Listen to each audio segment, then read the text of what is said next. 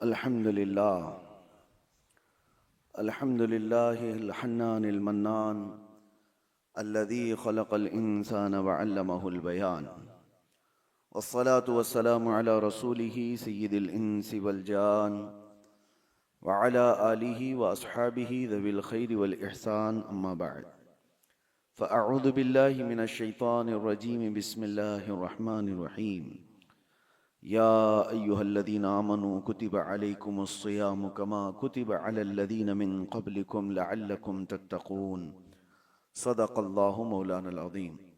बारगाह रिसालत मुआब सल्लल्लाहु अलैहि वसल्लम में दुरूद पाक का हदिया पेश करें।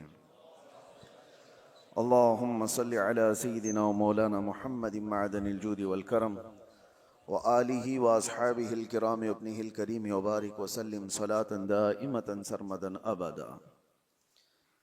अल्लाह तबारक व तआला इस माह सियाम को, रमज़ानुल मुबारक को हम सब के लिए खैर व बरकत और सआदतों वाला महीना बनाए। इसके इस्तक़बाल के लिए हम इसके आने से 2 माह पेशतर ही दुआ किया करते रहते हैं कि अल्लाह रजब और शाबान में हमें बरकत अता फरमा और रमज़ान तक हमारी ज़िंदगी अता फरमा। तो रब तबारक व तआला ने रमज़ान हमारी ज़िंदगी में अता फरमाया, उसका बेपाया करम व एहसान है। रमज़ान को ऐसे गुजारो कि तुम्हें ये एहसास रहे कि शायद मेरी ज़िंदगी का ये आखिरी रमज़ान है। पता नहीं कि इस रमज़ान के गुजर जाने के बाद अगला साल जो रमज़ान आने वाला है वो मेरी ज़िंदगी में आएगा भी या उससे कबल मैं दुनिया से चला जाऊंगा। हम में से कोई नहीं जानता, लेकिन जो रमज़ान मिल चुका है उस रमज़ानुल मुबारक का एहतराम उस एतबार से आप करो। अल्लाह तबारक व तआला ने कुरान में फरमाया कि तुम पर रोज़े फ़र्ज किए गए हैं जैसे पहलों पर किए थे, ताकि तुम परहेजगार बन जाओ, ताकि तुम्हारे अंदर तकवा आ जाए। रमज़ान में सबसे ज्यादा जिस चीज का सामना आपको करना है वो कौन सी चीज है? भूख का सामना करना है। तकरीबन 12 से 14 घंटे का रोजा होता है, जिसमें आप सहरी से लेकर इफ्तार तक पानी का एक कतरा भी अपने हलक के अंदर नहीं डालते। दुनिया में और भी कुछ मज़ाहिब हैं जिनके यहाँ रोजे का तस्वुर पाया जाता है, फास्टिंग, उपवास, लेकिन उसकी शक्ल अलग अलग है। किसी के यहाँ है फ्रूट की इजाजत है, पकी हुई चीजें नहीं खा सकते। किसी के यहाँ है कि पानी पी सकते हैं, बाकी कुछ नहीं। तो रोजे की शक्ल जो है उन्होंने अपनी अलग अलग बनाई है। कुछ लोगों का ऐसा है कि जमीन से निकली हुई चीज नहीं खाएंगे, या फिर उसको हांडी पर पकाया गया हो तो वो नहीं खाएंगे, बाकी कुछ और चीजें दरख्त से मिली हुई ये सब खा करके रह सकते हैं। मेरे अजीजों, उस तरह का अगर रोजा रखना है तो साल भर भी हम रख लेंगे इंशाअल्लाहुल अज़ीज़।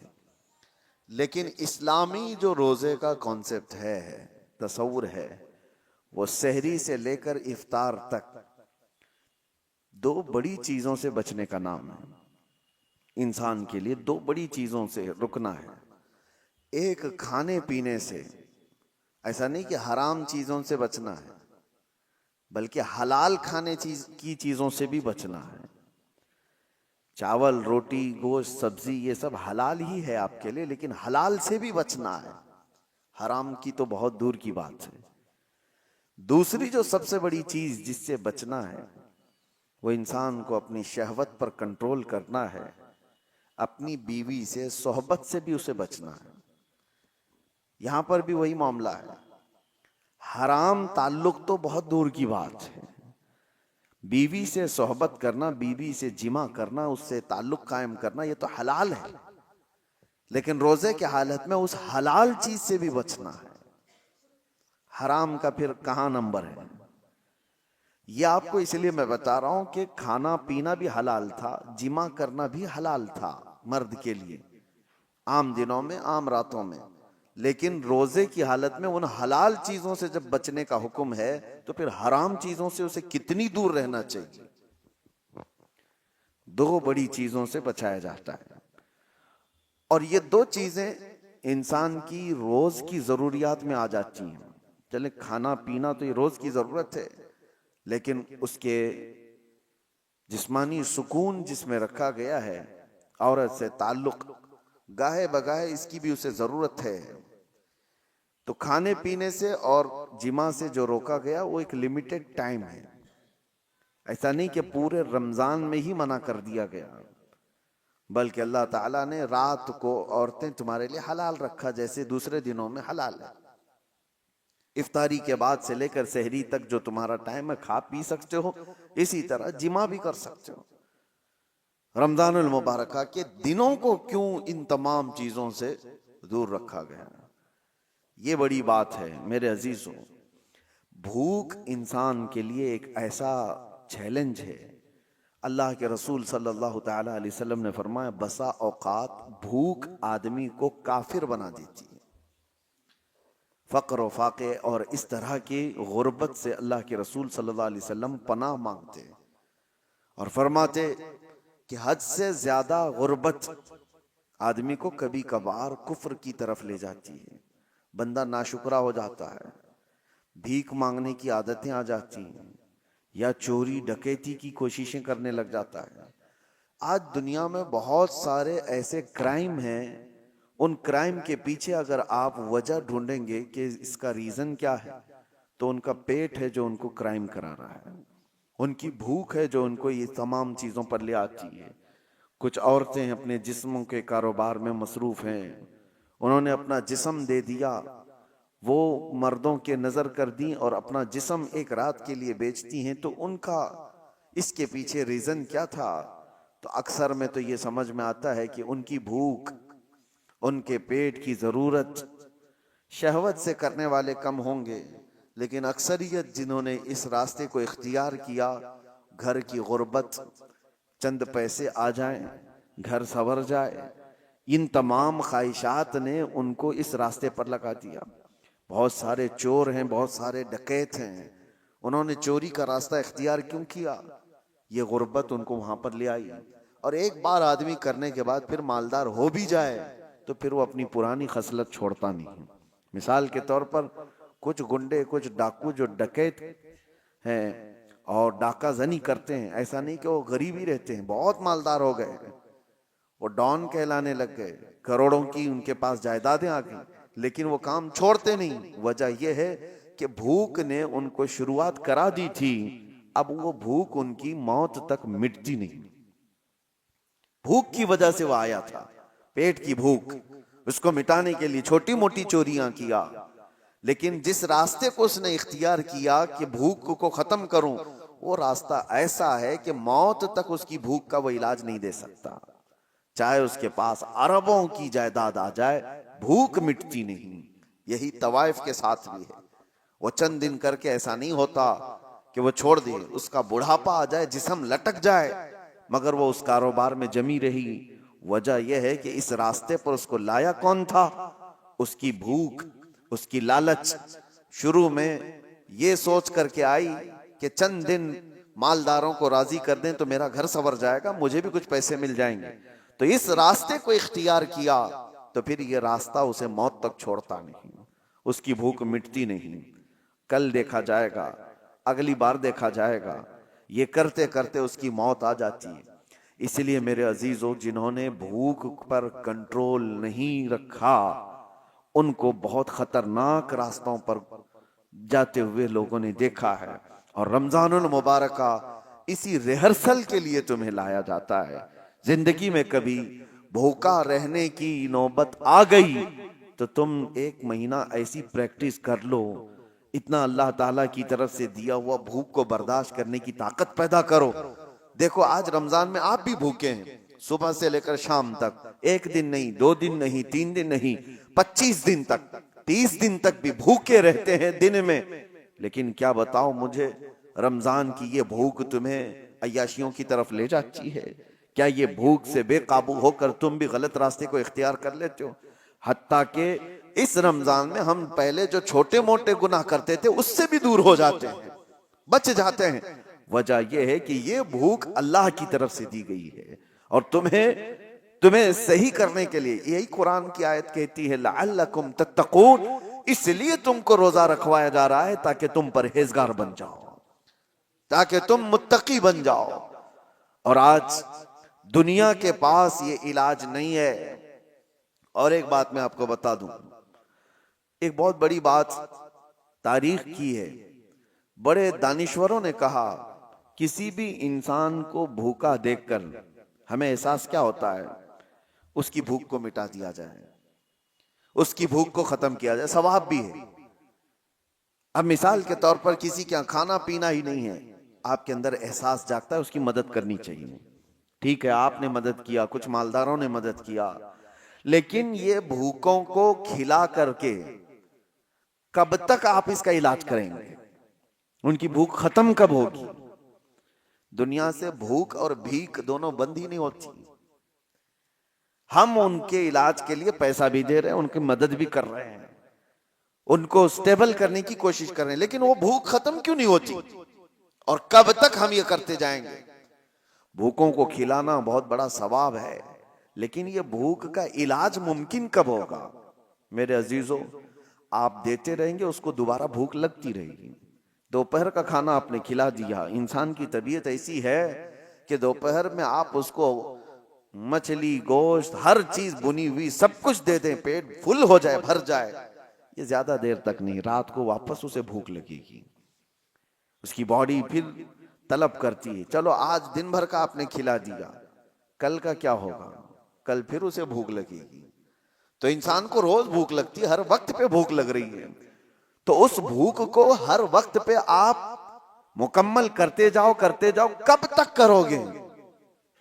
यही रमजान का फलसफा मैं आपको बताना चाहता हूं।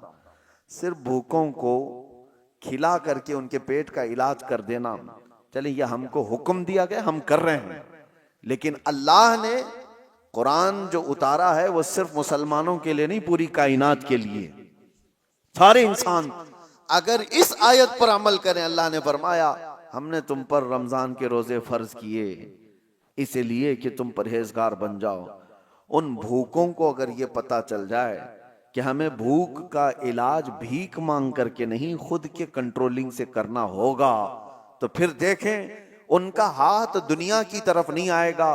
भूख बर्दाश्त करने की ताकत आ गई तो हमने तारीख में देखा है 60 साल 70 साल तक हमारे ऐसे बुजुर्गों को जिन्होंने सत्तू के जरिए से, सत्तू गेहूं का एक आटा, और उसको पानी में भिगो कर थोड़ा गुड़ डालकर इस पर गुजारा करते हुए 70 साल गुजार दिए, कभी कोई ग़िज़ा नहीं खाई।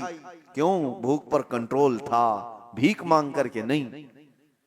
ये इस्लामी इलाज था। सारे इंसान भूखों को नहीं खिला सकते, तो क्या करें? अभी मिसाल के तौर पर मैं आपको उभारता जाऊं कि गरीबों का ख्याल करो, मिस्कीनों का ख्याल करो, करना भी चाहिए, भूखों का ख्याल करो, आपको दूसरों की भूख का एहसास हो, आप उठेंगे। लेकिन क्या दुनिया में मौजूद सारे भूखों का इलाज आप कर लेंगे? और कब तक करेंगे? नहीं कर पाएंगे। इस वजह से हुक्म यह है उन भूखों के लिए भी कि तुम भूख की वजह से गलत रास्ता इख्तियार ना कर लो, भीख मांगने ना लग जाओ।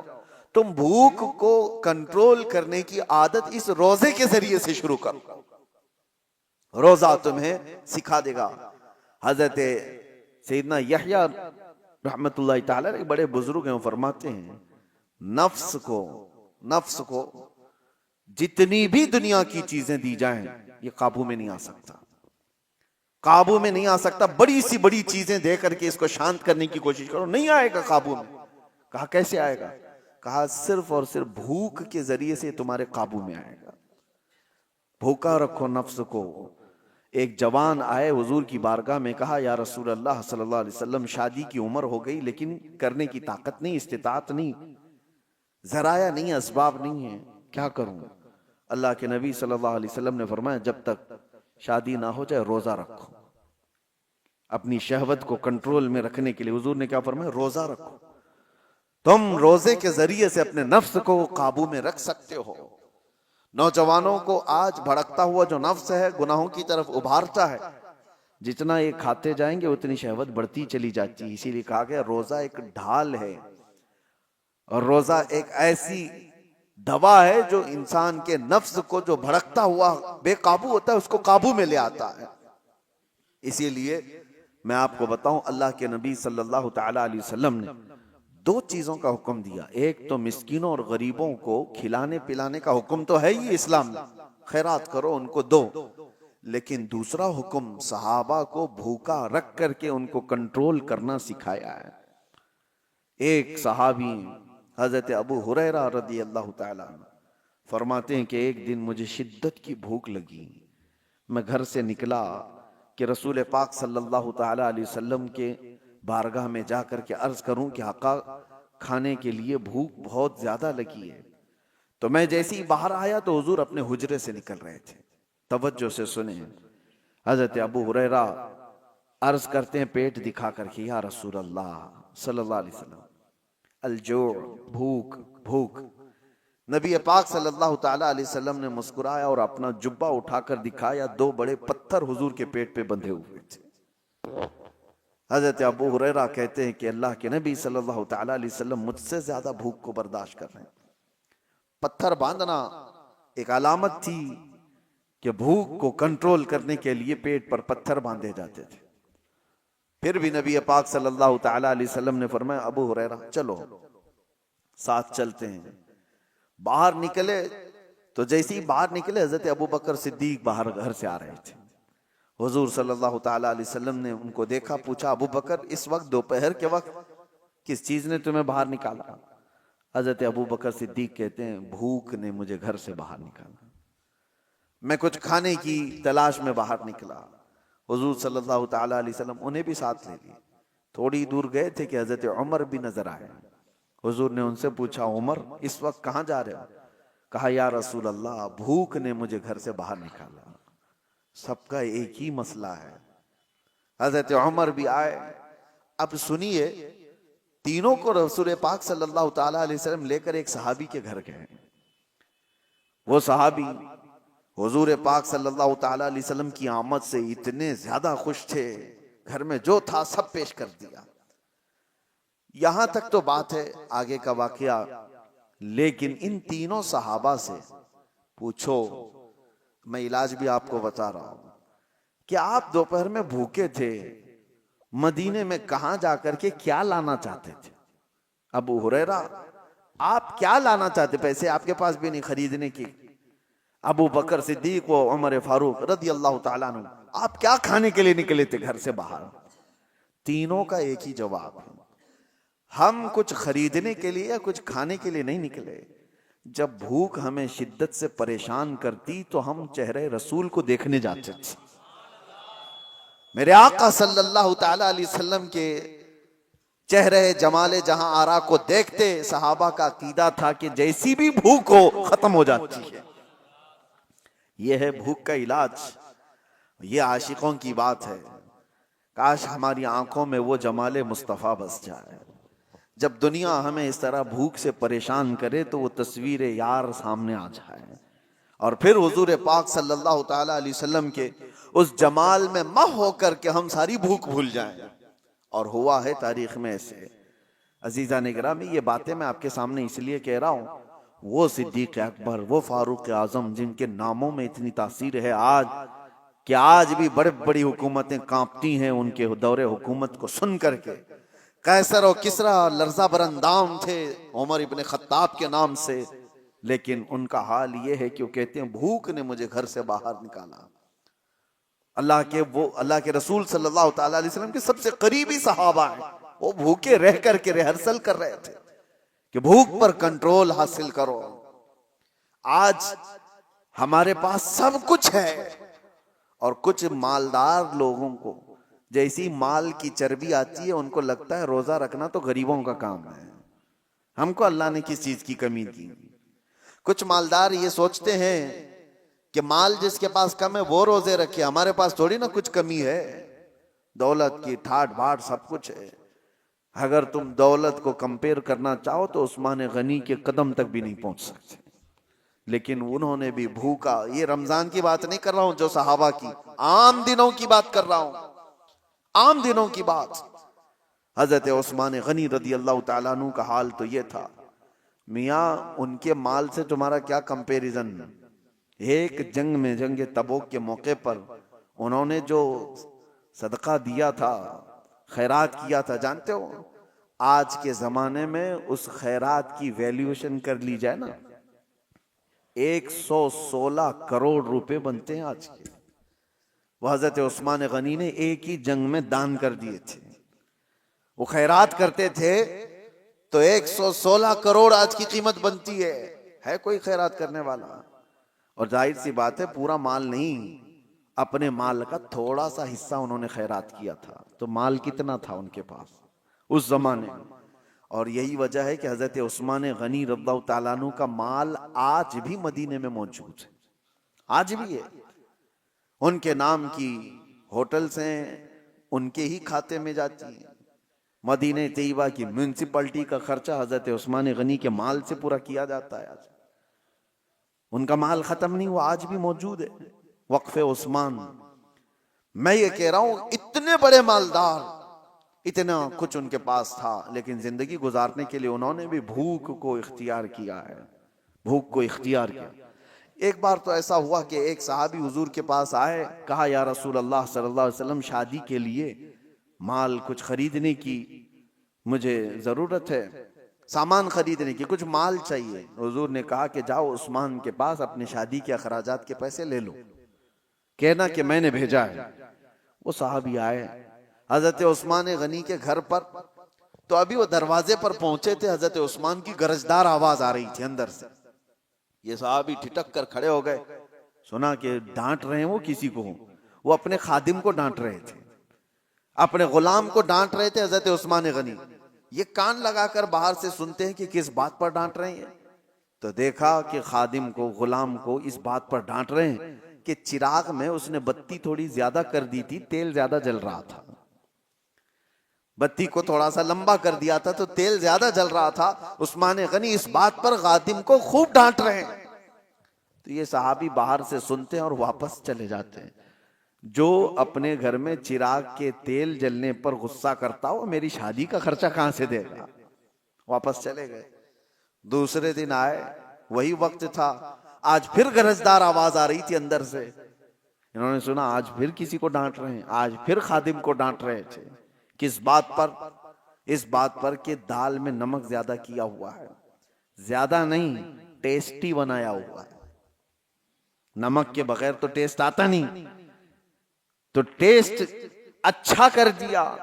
तो हजरत उस्मान गनी उस पर उसको डांट रहे हैं कि नमक इतना इस्तेमाल कर लिया कि दाल लज्जत वाली हो गई है, ज्यादा खाई जा सकती है। तो ये साहबी जो बाहर खड़े थे उन्होंने कहा ये तो दाल पर और चिराग पर गुस्सा करते हैं, ये मेरे शादी का खर्चा कहां से देंगे? वो वापस पलट रहे थे, हजरत उस्मान गनी ने उनको देख लिया, कहा कि कल भी तुम आए थे, आज भी तुम आए, क्या बात है, किस लिए आए? उन्होंने कहा बात दर हकीकत यह है कि अल्लाह के नबी सल्लल्लाहु अलैहि वसल्लम ने तुम्हारे पास मुझे भेजा, मेरे शादी के अखराजात आपसे मैं हासिल करूं, लेकिन आप 2 दिन से मैं देख रहा हूं गुस्से में हैं, खादिम को खूब डांटे जा रहे हैं, कभी चिराग पर कभी दाल पर। मैंने ये सोचा कि कहां मेरी शादी हो सकती है इनके माल से। हजरत उस्मान गनी ने कहा कसम खुदा की, तू क्या अल्लाह के नबी का हुक्म हो तो 70 शादियां मैं तन्हा कर दूं। लोगों के मदद के लिए मेरा माल खुला हुआ है, लेकिन जो तुमने देखा मेरे घर में वो मेरे अपने जरूरत के लिए चीजें थी। खादिम ने चिराग को, बत्ती को ज्यादा किया, तेल ज्यादा जलता गया, नमक इतना डाल दिया कि दाल ज्यादा खाई जा रही। इस बात पर मैंने गुस्सा इसलिए किया कि कल क़यामत के दिन रब्बे जुल जलाल अगर हिसाब ले ले, क्या उस्मान तुझे इतनी ही रोशनी की जरूरत थी, तूने इतना ज्यादा क्यों जलाया? अगर रब तबारक व तआला हिसाब ले ले कि तूने दाल जितने पर तेरा गुजर हो सकता था उससे ज्यादा खाया क्यों, इसकी लज्जत बढ़ गई तेरी, तो मैं क्या जवाब दूंगा? इसलिए तरबियत के लिए मैं अपने खादिम को डांट रहा था, ये नहीं कि दूसरे को देने के लिए कभी डांटा है। ये हजरत उस्मान गनी थे जिन्होंने मालदारी के औज पर पहुंच करके भी कंट्रोलिंग दिखाया दुनिया को। आज लोग ये समझते हैं बहुत माल आ जाए तो हमारा नहीं है काम रोजा रखना, तरावी पढ़ना, ये गरीबों का काम है। और अगर तुम्हारे दिमाग में ऐसा है तो ठीक ही है कि अल्लाह गरीबों को पसंद भी फरमाता है। अल्लाह ताला गरीबों के घर रमजान भेजा है, वो रोजा भी रखते हैं और तरावी भी पढ़ते हैं, और इस्लाम गरीबों से शुरू हुआ है और गरीबों में खत्म भी हो जाएगा। मेरे अजीजों, भूख के मुतालिक एक बात और अर्ज करता हूं, कहां सहाबा इकराम ने अपने घरों में किस तरह किया। हुजूर सल्लल्लाहु ताला अलैहि वसल्लम एक दिन घर से निकले, उस वक्त भी एक सहाबी हुजूर के साथ है। कहते हैं कि रसूल पाक सल्लल्लाहु ताला अलैहि वसल्लम हजरत फातिमा के घर गए। हजरत फातिमा उस वक्त घर में अकेली बच्चों के साथ, देखा कि आवाज नहीं निकल रही है बच्चों की। हजरत फातिमा रदी अल्लाह ताला नहीं, मैं ये बात बाद में अर्ज करता हूं। हुजूर पाक सल्लल्लाहु ताला अलैहि वसल्लम की एक दावत हुई हजरत अबू अय्यूब के घर। हुजूर पाक सल्लल्लाहु ताला अलैहि वसल्लम जैसे ही पहुंचे, उन्होंने एक बकरी का बच्चा ज़बह किया और आपकी दावत कर दी। सहाबा जो साथ में थे, 2 सहाबा, हुजूर सल्लल्लाहु ताला अलैहि वसल्लम खाने के लिए बैठे तो हजरत अबू हुरैरा कहते हैं खाने की खुशबू इतनी थी कि जल्दी से जल्दी लपकने का दिल कर रहा था, हाथ लगा दूं। जाहिर सी बात है, जो बंदा 3 दिन से भूखा है वो खाने के दस्तरखान पर हाथ रखना ही चाह रहे थे। रसूल पाक सल्लल्लाहु ताला अलैहि वसल्लम ने कहा घर वालों से कि एक कटोरी और हो तो दे दो। सालन दस्तरखान पर रखा है, एक खाली कटोरी मंगवाई और उसमें सालन आधा किया, और उसके बाद जो बात कहते हैं मेरे आका, अल्लाहु अकबर। एक सहाबी हजरत अबू हुरैरा, वो कहते हैं कि हुजूर ने ये दिया और कहा जाओ फातिमा के घर दे करके आओ, पिछले 8 दिन से उनके यहाँ फाका चल रहा है। 8 दिन हो गए हैं उनके यहाँ फाका चल रहा है, उनके बच्चे और उनका। ये किस घराने की बात कर रहा हूं? क्या वो घराना मोहताज था? वो घराना कोई मोहताज घराना है? पूरी दुनिया जिनके नाम का सदका खा रही है आज। और अगर वो चाह लें, अल्लाह की बारगाह में ख्वाहिश भी करें, रोजाना जन्नत से जिब्राइल उनके लिए खाना ले आए। लेकिन वो घराना ऐसा था, भूख पर कंट्रोल करना सिखाया गया, भूख पर कंट्रोल करना सिखाया गया। यही तो बात है कि हसनैन करीमैन की शुजाअत को पूरी दुनिया मानती है कि इमाम हुसैन को करबला में 3 दिन भूखा और प्यासा रखकर झुकाने की कोशिश की गई थी। उनके बच्चों को, उनके खानदान को पानी बंद किया गया, खाना बंद किया गया। क्या झुका इमाम हुसैन का सर? पूरी दुनिया ने देखा। यजीद के सामने झुकना तो दूर की बात है, हाथ भी आगे बढ़ाने को तैयार नहीं हुए। वजह क्या थी? तुम आज भूख से हुसैन को आजमा रहे हो, इनकी मां तो बचपन में भूख की तरबियत दे चुकी थी। बचपन में इनको भूख की तरबियत दी गई है, भूखा रहने की आदत दी गई है। अरे रोजे इनके घर के हैं, यहां पर फाका इनके घर का है। यही तो बात है कि आज अपने बच्चों को अगर आप भूख को बर्दाश्त करने की तरबियत दे दो, इंशाअल्लाह मेरा ये कहना है कि कभी तुम्हारा बच्चा हराम रोजी की तरफ नहीं जाएगा। वो कभी ऐसा नहीं होगा कि अपने लज्जतों के लिए कुछ भी खा लेगा। हमारे घर में रोज खाना बनता है, ठीक है, कभी कभार ना बनाओ। मैं खुद मेरे वालिद गिरामी को देखता, किसी दिन पूरा का पूरा ऑफ, कुछ भी नहीं, वो मुरमुरे होते थे। हमारी माँ से कहा जाता बच्चों को आज यही खिलाओ। हर दिन लज्जत वाली चीजें खाने की जो बच्चों को आदत हो जाती है, माँ आज बिरयानी, माँ रात को सालन, माँ आज ये चाहिए, माँ वो चाहिए। बच्चों की ख्वाहिशात पर तो हम उतावले रहते हैं, बेटा क्या चाहिए अभी। और अब तो जमाना पिज्जे बर्गर का आ गया, इधर ख्वाहिश किया कि उधर घर में आ गई चीजें। तो बच्चों को इस कदर हम लज्जतों के साथ हावी कर चुके हैं उनके खानों की ख्वाहिशात को कि वो अब बच नहीं पाते। और एक दिन अगर उनको हल्की ग़िज़ाएं कहो कि कभी दाल चावल खा लो, कितने घरों से हमें ये बात आती है, उनकी माएँ या उनके घर वाले कहते हैं, घर में किसी दिन सब्जी पकाई जाए तो ये बच्चे घर से ही भाग जाते हैं, कहते हैं आज खाना नहीं है। क्या बना है घर में? कुछ खाना थोड़ी है, बाहर जाएंगे, चाइनीज खाना है। कोई दिन ऐसा आता है, कोई दिन ऐसा आता है कि रोज लज्जत वाली चीजें खा रहे हैं, आज दाल चख लेंगे। कोई दिन ऐसा आता है कि आज अपने नफ्स को मारने के लिए करेला चख लेंगे, जो ख्वाहिश होती ही नहीं जिसकी खाने की, चख लेंगे। मेरे अजीजों, ये भूख को अगर तुमने कंट्रोल नहीं किया तो ये ऐसा घोड़ा है जो कहीं रुकता नहीं। नफसानी ख्वाहिशात, इसको वो लगाम देना पड़ता है। हजरत सैयदना ईसा अलैहिस्सलाम नमाज में खड़े थे, कमजोरी थी, तो कहते हैं कि शैतान उनके पास आया और नफ्स के रास्ते से उनसे कहा, आप बड़े कमजोर हैं, थोड़ा खा लेंगे तो इबादत में खड़े हो जाएंगे। आप नसीहत कर रहा है, इबादत आपकी अच्छी हो जाएगी, आप थोड़ा खा लेंगे, कुछ खाना पानी पेश कर दो। सैयदना ईसा अलैहिस्सलाम जलाल में और कहा, यकीनन भूख तो लगी है, प्यास तो लगी है, लेकिन तुझ जैसा शैतान और ये कहे कि खा ले इबादत में ताकत आ जाएगी, ये समझ से बाहर है, समझ से बाहर है। हजरत ईसा अलैहिस्सलाम ने उसी वक्त कहा, मैं मर जाऊंगा लेकिन तेरी पेशकश को कबूल नहीं करूंगा, तेरी तरफ से जो भूख मिटाने की बात की जा रही है। और उसी वक्त ईसा अलैहिस्सलाम ने यह फरमाया कि मुझे पता है कि शैतान अगर सबसे ज्यादा बिलकता है, तड़पता है तो इंसान की भूख से, कि ये भूखा रहेगा तो मेरा वार इस पर नहीं हो पाएगा। शैतान को इस बात का हमेशा डर है कि जो बंदा भूखा और प्यासा रह जाए और उसको बर्दाश्त हो जाए तो शैतान कहता है कि इस पर तो मेरा वार हो नहीं पाएगा, मुश्किल हो जाएगा, इसको खिलाओ, इसको पिलाओ। रोजा छोड़ने की जितने लोगों के दिलों के अंदर ये ख्वाहिशात आती हैं, वो नफ्स उनका रोजे से दूर करता है। वो शैतान का जासूस कहा गया है नफ्स को, जो छोड़ करके गया है। रमजान में शैतान तो नहीं, लेकिन शैतान का जासूस हमारे साथ है, वो नफ्स है। हमें किन किन चीजों की ख्वाहिशात है, ये नफ्स उसे खबर देता है शैतान, और उसी रास्ते से वो हम पर हमला करता है। नफ्स तो हमारे सबके साथ है।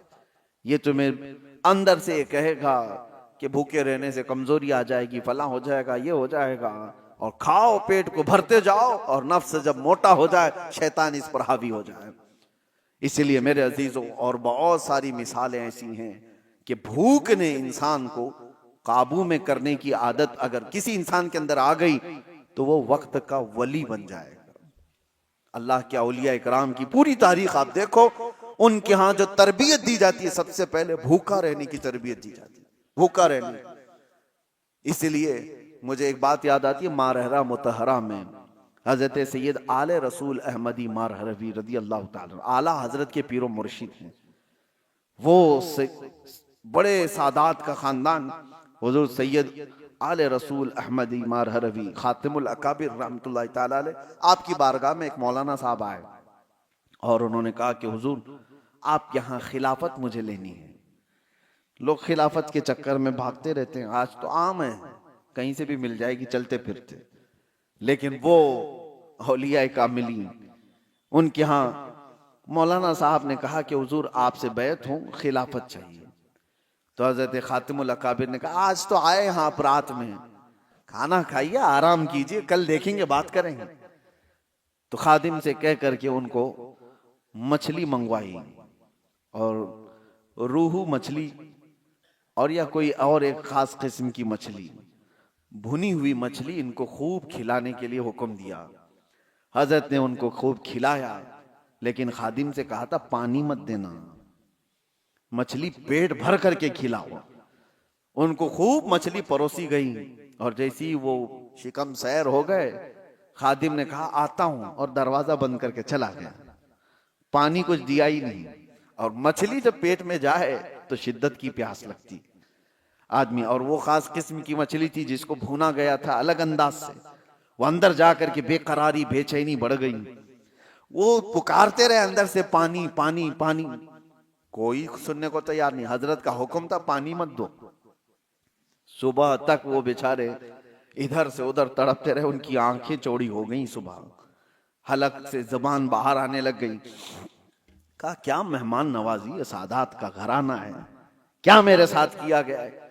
सुबह फजर में खादिम जैसी दरवाजा खोला, लपक के उसको पकड़ लिया, कहा कि अभी तुझे मार डालूंगा, फला कर दूंगा। जितना गुस्सा था सब निकाल दिया, उसके कपड़े पकड़ के फाड़ दिए। कहा रात को खाना खिलाया, पानी नहीं दे सकता था। उसने कहा मैंने कुछ नहीं किया, जिस पीरो मुर्शिद के पास आप खिलाफत लेने आए थे उनका हुक्म था।